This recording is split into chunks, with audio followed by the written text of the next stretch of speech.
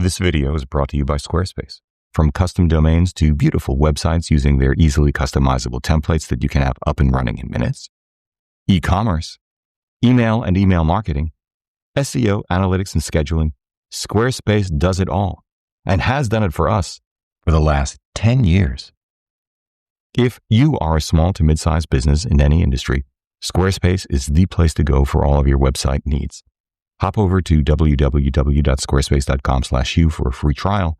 And if you like what you see and want to move forward, receive 10% off your first order by using the discount code HUGH at checkout. Thanks, Squarespace. Until this morning's announcement of Sigma's $3,200 1.8 kilo full-frame 200mm f2,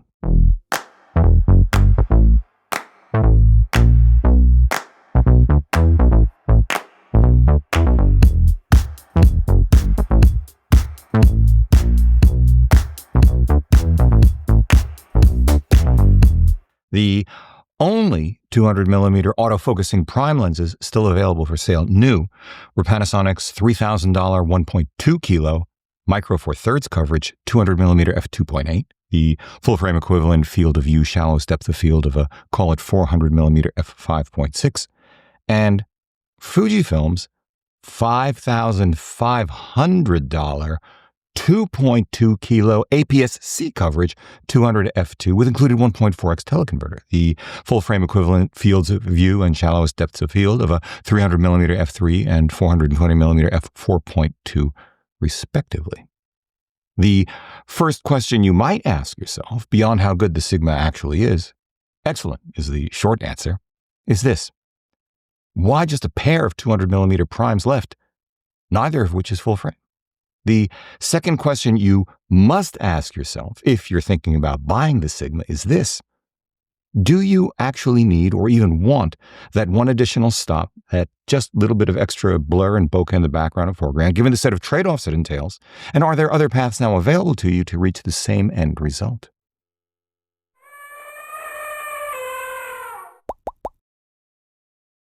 Hey everybody, I'm Hugh Brownstone for Three Blind Men and an Elephant, and I'll just cut to the chase. 1. This 200mm f2.0 is everything we've come to expect of Sigma's latest top-of-the-line lenses. Excellent image quality, excellent build quality, excellent autofocus performance, full complement of switch gear, all of which in turn allow it to meet or exceed what OEM manufacturers can do en toto at a relatively astonishingly low price. In the process, by the way, becoming smaller and lighter than either a previous version, irrelevant in this case, or sometimes the competition, hold that thought. 2. Then again, since this is currently the only full-frame autofocusing 200mm f2 prime officially in existence, rumors of a Laowa 200 f2 notwithstanding, it has no direct competition. But 3, let's not be so picky. The reasons I think it fair to assert why no one has offered a fast full-frame 200mm prime for years now. I mean, Canon discontinued its legendary EF 200mm f1.8L USM in 2003, a lens I bought new back in the day for theater and dance recitals. Nikon discontinued its Mark II of its legendary AFS Nikkor 200mm f2G ED-VR in 2020. Is that A, the image quality of the very best 70-200 f2.8 zooms has become so good. B, the resolution and noise performance of the latest sensors so dramatically better than film back in the day when fast 200 primes first broke out into the open. C, the technological plateau facing, well, multiple industries actually, preventing today's highest performance lenses from being significantly smaller or lighter than their immediate predecessors. D, the rise of dual IS lens and body stabilization, allowing lower shutter speeds for a given ISO and aperture. E, the rise of APS-C and micro four thirds cameras with reduced size, weight, and price of lenses, courtesy of the resultant smaller coverage requirements, even as sensor resolution now sits at 26 megapixels micro four thirds and 40 megapixels in the APS-C segment. F, the adaptability of shorter focal length full-frame lenses, significantly smaller, lighter, and less expensive to those crop sensor cameras to achieve the same field of view, although with a less shallow depth of field. Think, for example, the Nikkor 105 1.4E ED, The full-frame equivalent field of view shallow depth of field of a 210 f2.8 or 157mm f2.2 adapted to a micro four thirds or APS-C camera, respectively. G, the resultant number of use cases lower and the need for a lens of this configuration less frequent. And H, the evolution of noise reduction, upresing, and AI-enhanced selective focus in post, that it became economically infeasible to keep selling them. Put differently, if we can now shoot at much slower shutter speeds without inducing camera shake, if we can now shoot at much higher shutter speeds, courtesy of correspondingly higher ISOs, and still have excellent image quality, if we can go smaller and lighter with Holy Trinity zooms, or smaller, lighter, and usually less expensive, but even faster primes on high megapixel count, full frame, or crop sensor systems sufficient to crop the crap out of an image. Never mind the recently rumored fast 135 full frame prime from Sigma itself, or that crazy great but huge Viltrox 135 1.8 in Sony mount. When we can even choose in post how far out of focus we want our foreground and backgrounds, even the shapes of our bokeh balls, for sake to be, how much better does this lens have to be to make it worth the size, weight, price, and specialization? How big can those differences actually be in the real world? How often? I'll just say it out loud. While this Sigma DGDN 200mm f2 is absolutely the best full-frame 200mm prime I have ever had in hand, a Halo product from a company I hold in the highest regard, and a 200mm full-frame prime this fast, this sharp, and this well-corrected will be the go-to when one must absolutely have that additional stop for very specific use cases. Often, the differences, though visible when pixel peeping to the point of pixelation, between it and the latest and very best 2.8 zooms in terms of image quality, the differences among them in terms of autofocus performance, light gathering ability, and shallowest depth of field wide open, even the more subjective assessment of rendering, are or can be made so small that for 99.9% of us, 99.9% of the time, it's unlikely to be worth the extra size, weight, and price over a more versatile Pinnacle Holy Trinity 2.8 telephoto zoom at infinity focus for sports or wildlife, or Pinnacle f1.4, say, short telephoto prime closer to minimum focusing distance at the same object size for portraiture. Of course, your mileage may vary, and that's fine. So let's get into some details. Now, to be utterly transparent, I was already wondering if this might be the case before I had the lens in hand. That's because A, the industry has placed enormous emphasis and resources into the design and manufacture specifically of full-frame Holy Trinity zooms in particular instead of primes over the last decade. B, Sony introduced their 70-200mm f2.8 G Master Mark II in 2021. And it was such a significant improvement over their first generation benchmark Holy Trinity zoom that we bought one. B, Sigma introduced their 70-200 2.8 DGDN Sport in 2023, and I called it the no-brainer choice in the segment. As good as the Sony optically and mechanically, but far more keenly priced, and I would have bought it if we hadn't already purchased the Sony. And C, Sony then introduced the 70-200 f4 Macro G OSS2, and it was so much smaller, lighter, and easier to schlep than the other two, giving a precious little in the way of usable image quality that I bought that one too. Claudia can carry the 2.8. She loves it.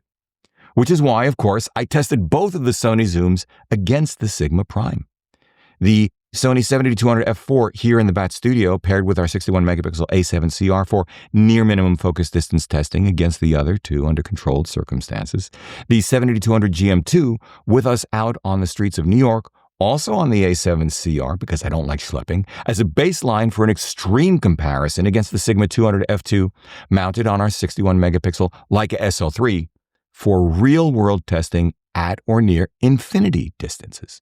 It was one of those very rare instances, I have to tell you, that I shot for informative test images rather than for the images themselves, which I really don't like to do. But even when constrained this way, the real world is a good thing. I was reminded, yet again, that sometimes it is neither about the gear nor about the people, but instead about the environment.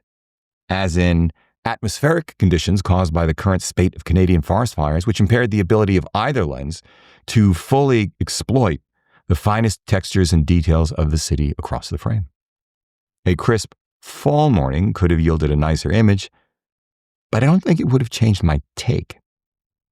The good news, if you're Sigma, under extreme scrutiny at stupid, that's spelled STOOPID, high magnification, I'm talking the 1600% limit of Lightroom Classic, the Sigma Prime is generally better corrected for chromatic aberration and usually ever so slightly sharper, every now and again higher contrast.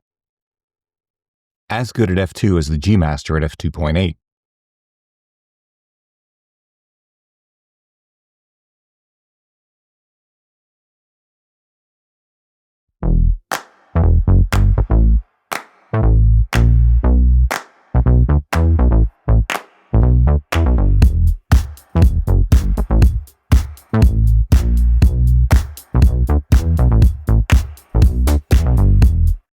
A bit of less than good news for the Sigma? That really is stupid high magnification. Under that same stupid high magnification, however, the Sony Zoom sometimes offered better contrast. Other than that, optically speaking, there was little difference between them, even when cropping the crap out of them. Like this cityscape taken from a rooftop downtown. I honestly don't see a meaningful difference in sharpness or background blur between them wide open. It doesn't mean I can't see it. I just don't think they're meaningful. Back here in the Bat Studio, I saw the same thing at a focusing distance of 7 feet in a modified version of our usual studio test scene because I only have so much runway and it's a narrower field of view.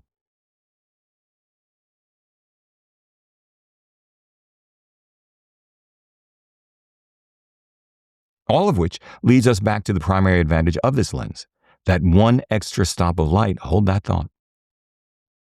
Here's something else the tests revealed. If you don't need f2, and can get by without 2.8 either, Sony's 7200 f4 Macro G OSS2 offers image quality within spitting distance of the other two. No significant differences in build quality, autofocus performance, or any other image quality concerns once corrected in camera or in post either.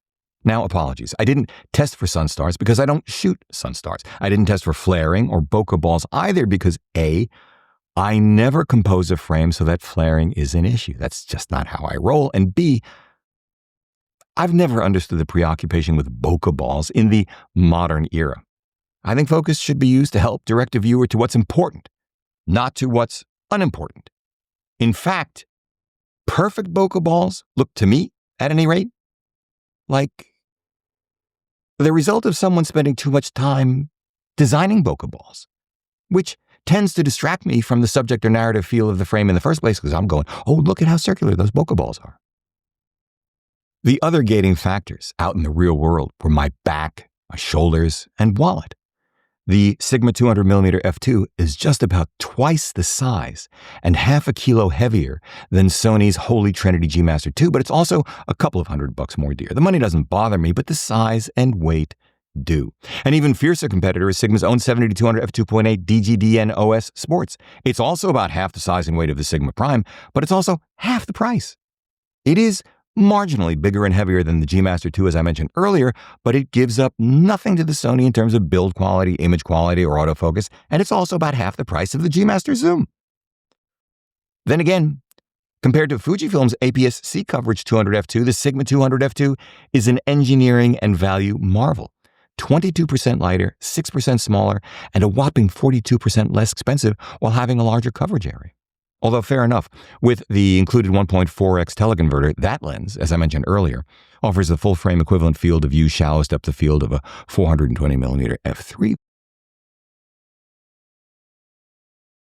Though at that point, Sigma's extraordinary, also $3,300 1.4K full frame 500mm f5.6 awesome lens is the way I'd go.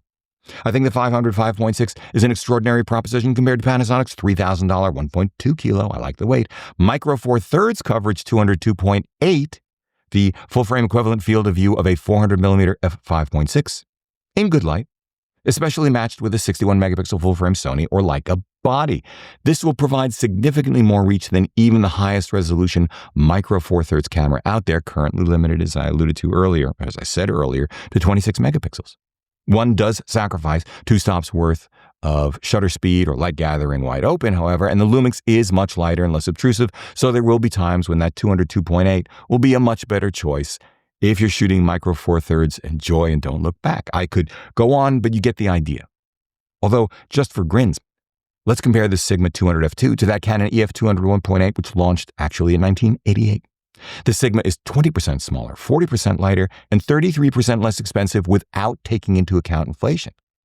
When one does take into account inflation, well, that $4,500 launch price in 1988 would be a little over $12,000 today, and that places Sigma squarely in a different context entirely. It's an engineering marvel and a steal. Those are big changes in size and weight too. All of which leaves us where precisely? I'll wrap it up this way. You either know you need this lens or you know you don't. But it is the case.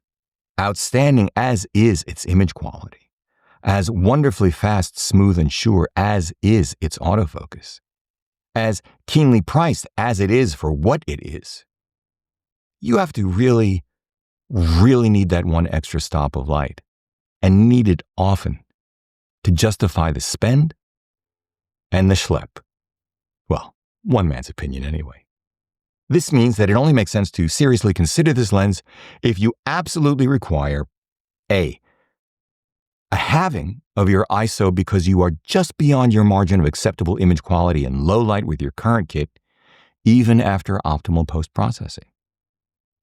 Or B, just beyond your margin of acceptable subject blur with your current kit at a point in time that AI has not yet really caught up to fixing that kind of problem. Or C, I like this turn of a phrase, just beyond your margin of acceptable camera shake without a tripod with your current kit where AI has not yet caught up to fixing that kind of problem either. Or D, just beyond your margin of acceptable shallowest depth of field with your current kit even after AI-assisted post-processing, just a light touch.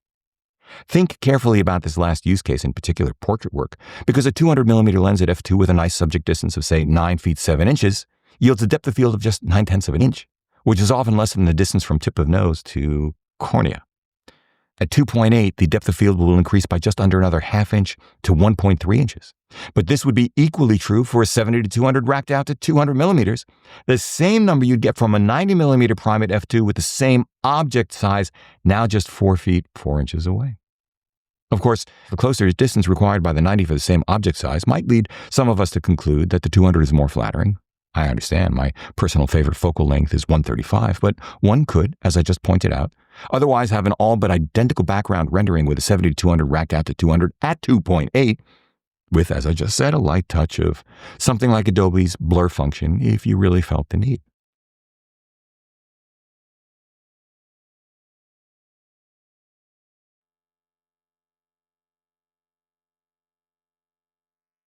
It is just as true that a full-frame 200mm focal length at that distance and object size, f4, will yield an increase in depth of field to all of 1.6 inches. Not enough to get from tip of nose to back of ear in focus, and very few of us would want every last hair on our noses showing up anyway. Horses for courses. As I said earlier, there will be those among us for whom this lens is a one-of-a-kind solution, absolutely worth the size, weight, and price. Maybe high-end, professional, high-speed sports photographers at relatively close and constant distance from their subjects with less than ideal light. Although at this stage, I don't know how often that remains an issue. High-end, high-speed subject wildlife shooters who intend to get closer to wildlife out on the Serengeti at dusk than I ever will any time of day high-end pro-fashion portrait photographers who will brook no use of AI to get that bit of additional blurred background or flattering perspective, but 100% will use AI-based retouching software because this lens is that sharp and AI retouching software is that good. The irony, as we close this out, is that in this age of, I'll call it peak lens design, what one needs on any given day is less likely to come down to differences in image quality or rendering, more likely to come down to a specific shot list, the environment, the weather as distinct from the environment, one's tolerance for schlepping, one's wallet, especially in today's uncertain financial environment. Maybe even more than any of that, what side of the bed one happens to roll out of first thing in the morning. Me personally, I'd have been happier with this kind of image quality in a relatively tiny, lightweight, uber-performant 200mm f4. A modern version, you might say, of the very first telephoto I ever bought back in the early 70s, Canon's FL 200mm f4.5. Just saying. This video is brought to you by Squarespace. From custom domains to beautiful websites using their easily customizable templates that you can have up and running in minutes, e-commerce, email and email marketing, SEO, analytics, and scheduling, Squarespace does it all and has done it for us for the last 10 years. If you are a small to mid-sized business in any industry, Squarespace is the place to go for all of your website needs. Hop over to www.squarespace.com/hugh for a free trial. And if you like what you see and want to move forward, receive 10% off your first order by using the discount code HUGH at checkout. Thanks, Squarespace. If you like what you've seen here today, please give a thumbs up, subscribe to the channel, join the conversation in the comment section below because this is an exceptional audience. If you'd like help with a portfolio review, gear selection, finding or honing your artistic voice, sign up for a one-on-one mentoring video called via Zoom at 3bmep.com/booking. Finally, please consider supporting our work by using the no-cost view affiliate links down below, sending us coffee money via PayPal, or most especially, joining us on Patreon, links down below as well. However you choose to support us, as always, we thank you for it.